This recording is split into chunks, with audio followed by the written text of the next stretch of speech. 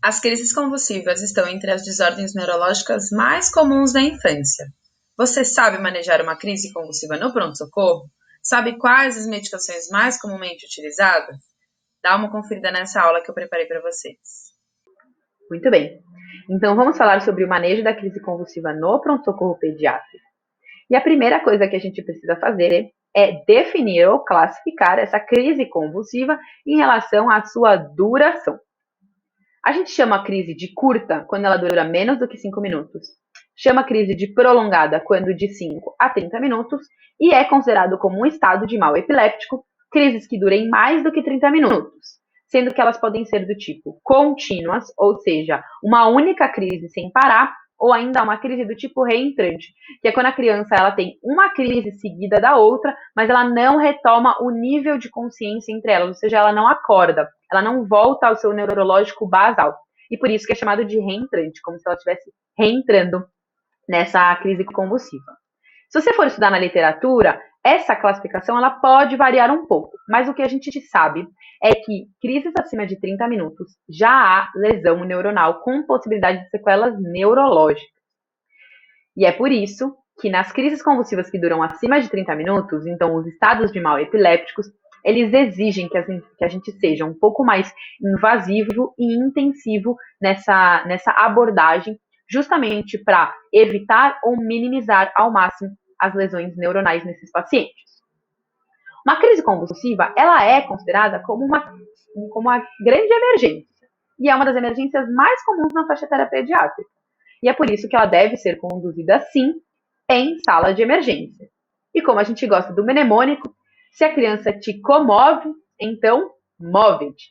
E o que é o move-te, não, o mnemônico? Então, M de monitorização, pelo menos frequência cardíaca, saturação e pressão arterial, O de oxigênio. O oxigênio ele pode ser fornecido em máscara de Venturi, em máscara não reinalante, ou ainda, se o paciente não estiver conseguindo garantir a sua oxigenação e ventilação adequada, pode ser necessário ambusar com bolsa válvula máscara. O oxigênio na crise convulsiva ele é realmente essencial, porque há um aumento no consumo tanto pelo sistema nervoso, pelo cérebro, quanto pelo resto do corpo que está durante a crise.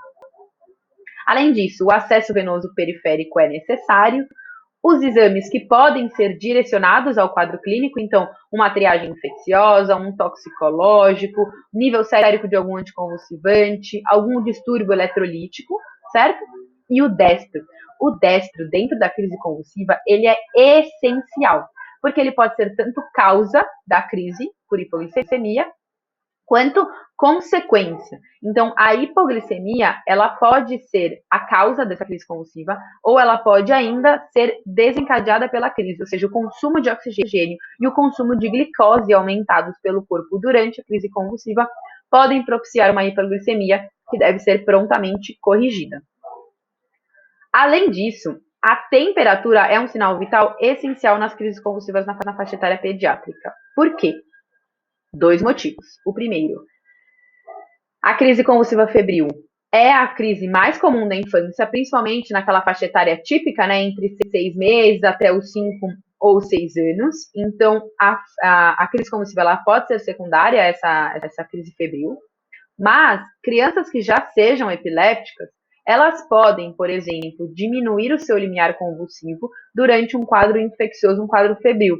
E aí isso pode propiciar novas crises. Ou também, mais uma outra opção, seriam infecções de sistema nervoso central, como meningites ou meningoencefalites, cursando com crises convulsivas e febre também. Por isso que a temperatura é necessária, sim, dentro do contexto da crise convulsiva em pediatria. E a base do nosso tratamento envolve, do nosso manejo, envolve o suporte respiratório, com o posicionamento do paciente, a aspiração de vias aéreas se houver algum tipo de obstrução, o posicionamento do pescoço, uma leve extensão do pescoço para facilitar a abertura dessa via aérea, o suporte de oxigênio, que pode ser máscaras não rinalantes, máscara de Venturi ou ainda ambu. A manutenção da pressão arterial também é bem importante, porque o paciente pode ter um aumento da pressão intracraniana por conta da crise convulsiva, e por isso, a manutenção da PA garante a perfusão desse cérebro. O acesso venoso para a administração de medicações e, obviamente, identificar e tratar a causa desencadeante dessa crise convulsiva. Quando Quando a gente fala de medicações em crises convulsivas, a gente tem várias opções e a gente classifica elas entre medicações de primeira, de segunda e de terceira linha.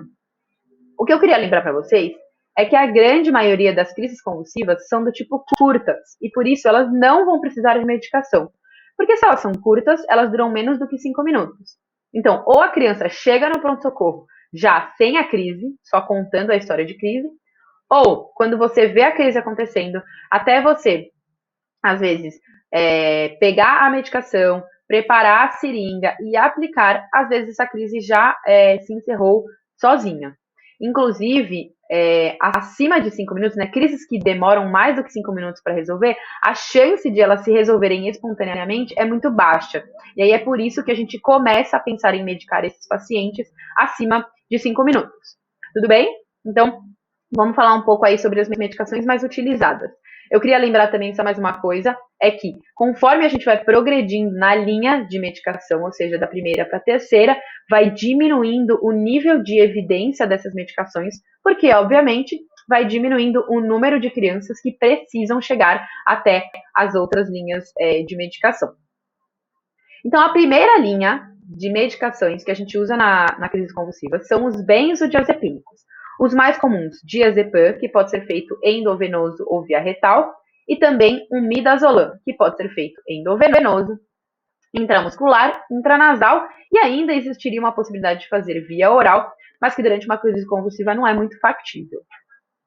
A dose ela pode variar um pouco, de 0,1 a 0,3 mg por quilo por dose, no máximo 10 mg a dose, e ela pode ser repetida por até 2 vezes, com intervalo de 5 minutos entre elas.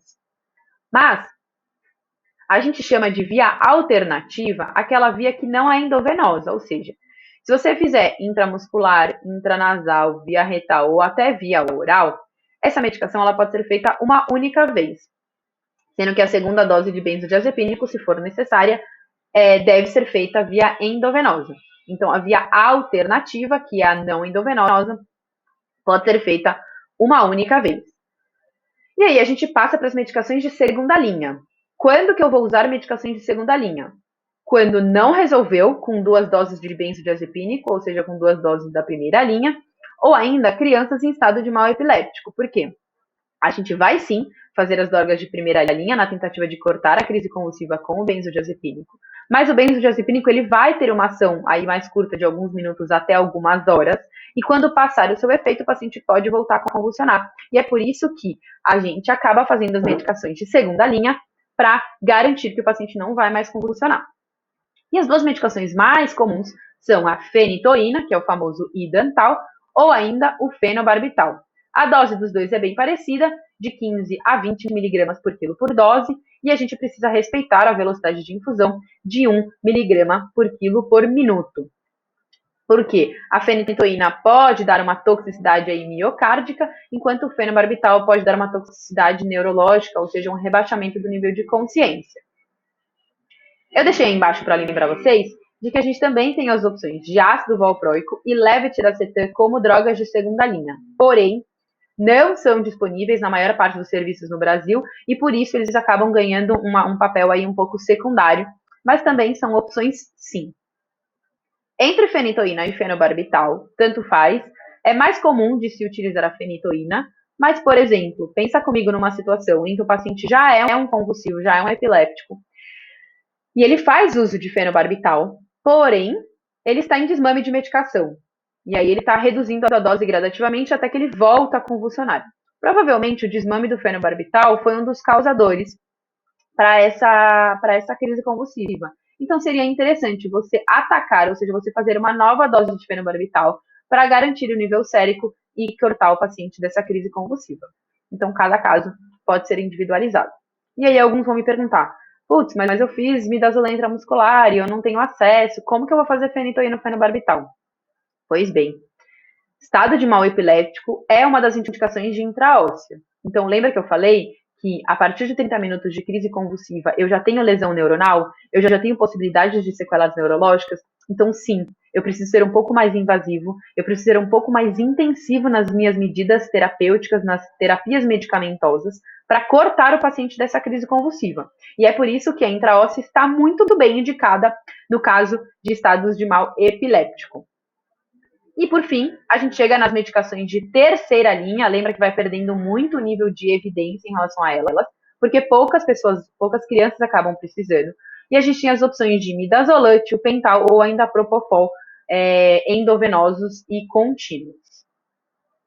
O que vale lembrar é que se o paciente está convulsionando há tanto tempo e ele vai precisar de medicações endovenosas contínuas, ou seja, sedativos contínuos, o ideal é que isso seja feito em um leito de terapia intensiva, ou seja, numa UTI, com o paciente monitorizado, possivelmente um eletroencefalograma contínuo para ver se o paciente ainda está em atividade epileptiforme, porque ele vai ser sedado, né, com as medicações contínuas, e muito possivelmente ele vai precisar de uma via aérea definitiva garantida. Então, com a sedação, com as medicações contínuas, pode ser que o paciente rebaixe e precise de intubação orotraqueal.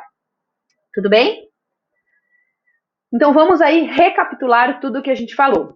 Primeira coisa, se eu estiver diante de uma crise convulsiva, ela é uma emergência e, portanto, sala de emergência. E o mnemônico, MOVID com aferição de temperatura. Se houver febre, medicar com antitérmicos. E se houver hipoglicemia, fazer um put de glicose. Agora, a criança está convulsionando. Preciso fazer medicações. Passo para a primeira linha. Benzodiazepínicos, possivelmente até 2 vezes, sendo que uma dessas vezes pode ser uma via alternativa, que é a via não endovenosa. Agora, o paciente continua convulsionando após 2 doses de benzodiazepínico ou já foi considerado como estado de mal epiléptico porque o paciente já está convulsionando há mais de 30 minutos, eu passo para as medidas de segunda linha, fenitoína ou fenobarbital, mais comumente utilizados. Continua convulsionando, já fiz ataque de fenitoína ou de fenobarbital, preciso passar para próximas medicações. O ideal é então que o paciente já esteja em um ambiente de UTI, de unidade de terapia intensiva, para receber midazolam EV contínuo, ou tiopental, ou ainda propofol. Tudo bem? Espero que tenha tirado aí a maior parte das dúvidas de vocês. Se vocês gostaram da nossa aula, curte aqui no YouTube, volta lá no Instagram e conta o que foi que você achou.